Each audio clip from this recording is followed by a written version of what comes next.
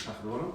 Енді 15 жыл бойы енді естіп жүрсіздер, анда Ташкентке барып, осы Қазақстандағы ер дәрігерді аралап жүріп, емдей алмай жүрген өте бір күрделі ауру, мына қалқанша без.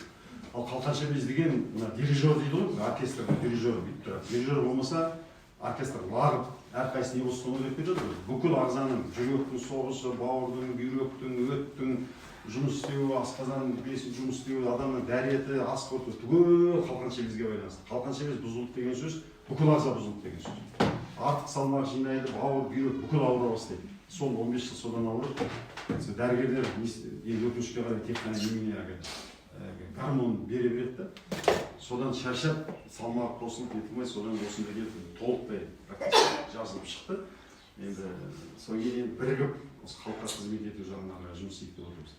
Сол аламанда жаңа айтып отырмын, кейде бәленбай жыл оқып, артынан магистратура оқып, бір 100 мың, 200 мың теңге, 300 мың теңге жалаққа жетеді болсын, 2 айдың ішінде нөлден бастап 5, 10, 20 миллионға дейін тауып кеткендер, бәрі кәсіпкерлер шықты. Сол кезде мен ең бірінші айтатын келген кезде бәрі алғаш отырады, қазақтарда кішкене мынандай немене бар. Уже Совет өкіметінен қалған бірдеңке ма, Мұхаммед Али деген боксер болды, қайтыс болып кетті. Соларды шошытқан ғой Америкада. Русская угроза.